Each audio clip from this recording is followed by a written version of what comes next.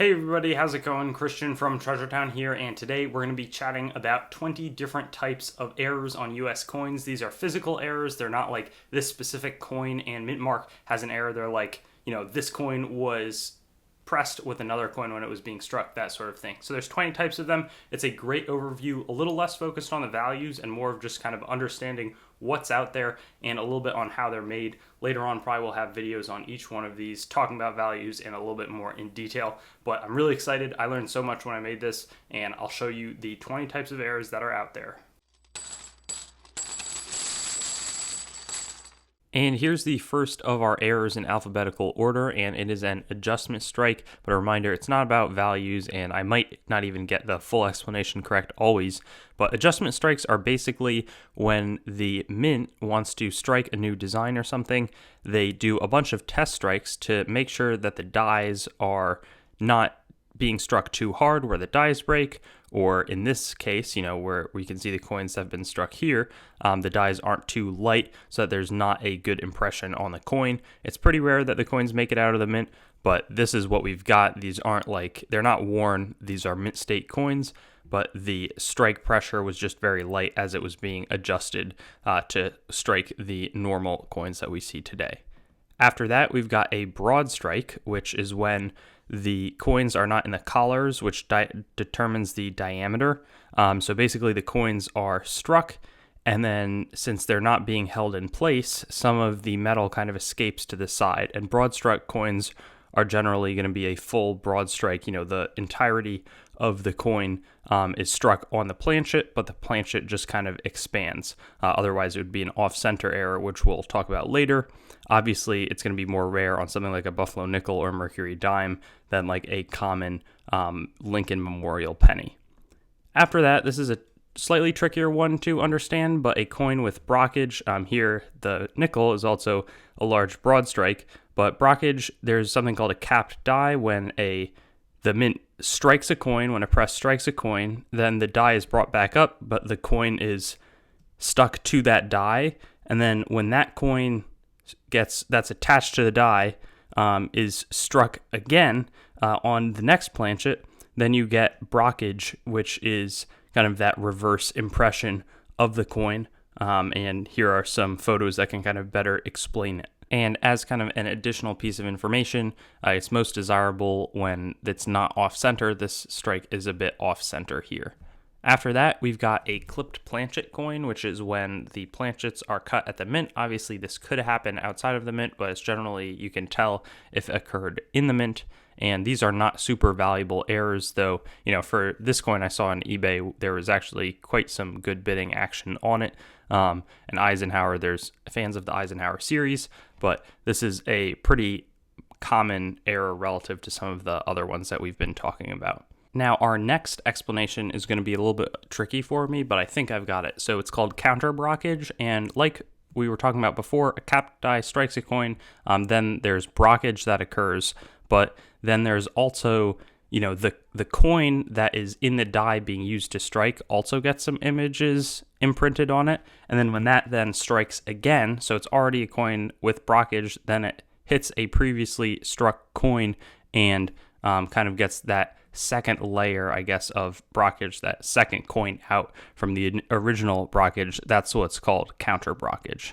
And here are the capped die coins, or the die cap coins involved in that brockage process. But what we've got here are the coins that originally were stuck to the die that would have impressions on other coins. So here you can see, as this coin created a bunch of brockaged coins, this is the die cap coin. It also kind of expanded outward and had the characteristics of a coin that's been punched a bunch of times. The collar kind of expands outwards, and it's pretty easy to see that.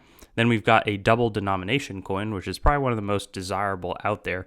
And it's an example of it, there's two here. On this one, it's like a one dime coin. It's a dime coin that had already been struck, and then a penny was struck over it. Here, there was a pre-struck Lincoln Memorial coin, and then a Jefferson nickel was struck over that. So leaving the Jefferson imprint on what looks like a penny, but you can actually see the details of the Lincoln Memorial kind of showing through, and you can see the lettering 1 dime also showing through, as well as a little bit of the America and the leaves on the back of the dime. This one's a super expensive one and a really cool error. After that, we've got the double die obverse or reverse. There's also triple dies and quadruple dies, but when they're creating the dies, sometimes it happens where there's multiple strikes to strike the die, and those are significantly off from each other. So you have double lettering, or again, tripled, quadrupled, that sort of thing.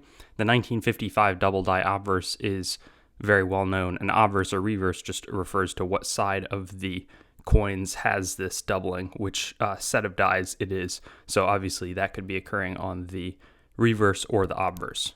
There are a fair amount of errors. I'm thinking of the 1995 double die obverse that are pretty cheap to obtain, but this one is kind of one of the kings of the double dies and very expensive. After that, we've got a fold over error, and this one kind of baffles me, but I think it's that a coin is not quite proper, the planchet is not quite properly struck, and then what happens is it kind of gets folded over onto itself in the process of striking. And as you can see, they're pretty dramatic errors. They're very expensive. Here you can see, there's the original planchet is kind of on the outside. Then the imprint is consistent across the planchet, but part of that planchet has been folded over into itself. This is just kind of incredible to behold, as are fragments. These are quite rare. Basically, there's sheets of metal that are being used to strike the coins, and then those fragments, the circular, it's like square, I guess, or rectangular. So there's a few fragments that are from where the coins are cut out of that sheet, essentially. And sometimes, very rarely, fragments can end up getting struck like we see here. And the interesting thing about it is they can be very, very valuable if both sides of the fragment are struck, but either way, they're quite rare and definitely something you want to be looking out for. Then we've got indents, and I believe that this just pretty much occurs when a coin is struck on top of a coin. So basically you see the indent caused by a coin that was on top of it that was struck. That one made it off okay, while this one was clearly damaged as a result of having a coin struck when the struck coin was lying on top of it. So they're very valuable, interesting ones. Again, all of these are pretty challenging to find, but they're just kind of cool to know about. Here also, similar, looks like we had an off-center coin, and then on top of that, there was another coin on top of the off-center coin that got struck, leaving this indent. One of the most interesting types of errors are mated coins, and it's not even that it's a specific type of error, but that's when you can trace the error process to multiple coins.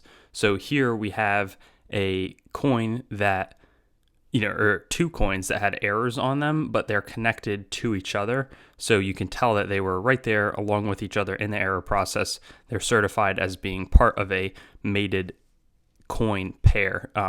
Error. So that's pretty much what mated coins refers to.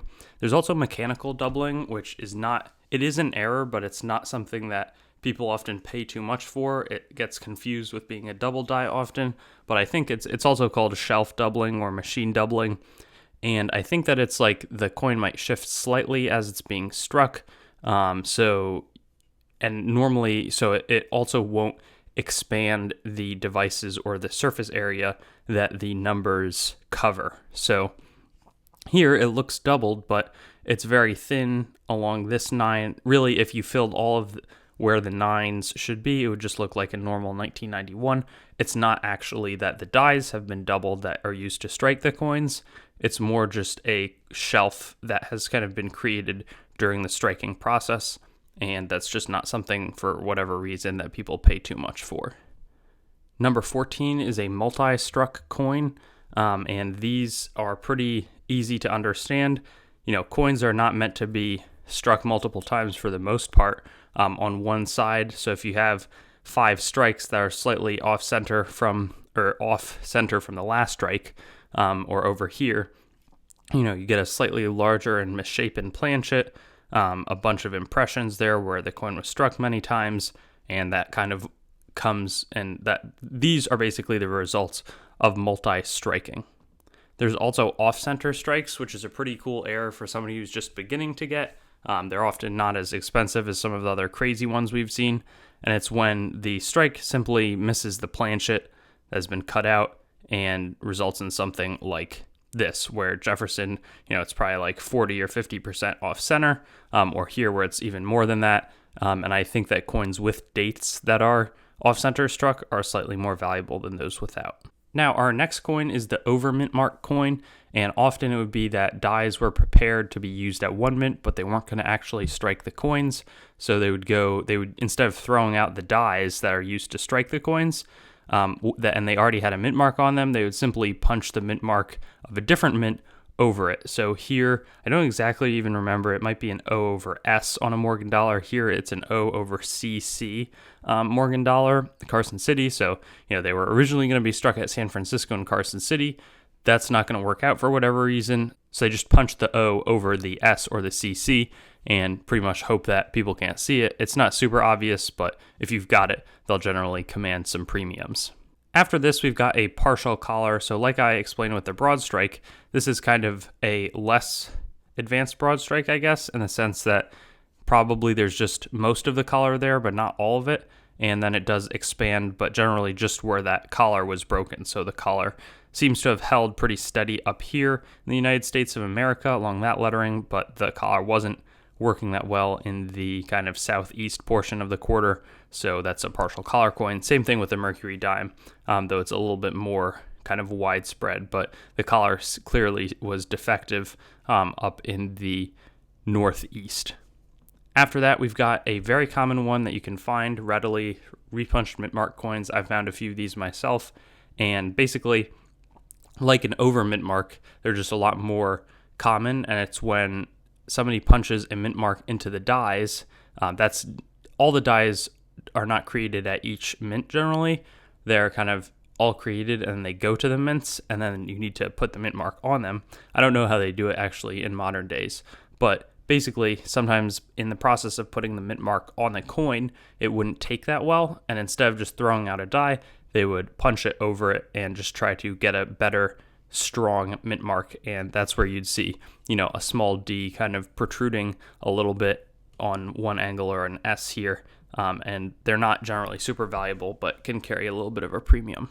Number 19 is a Uniface coin, and often Uniface coins can be in combination with other errors, but there's just going to be one side of the coin that isn't struck while the other one is. Here it looks like there's more than just a Uniface error going on, but I think the opposite of this coin was struck, this one wasn't, so that's just kind of a neat error. And then lastly, we've got the wrong planchet, which is different from double denomination, which is generally more valuable. These ones are just, a quarter that's struck on a 5-cent planchet.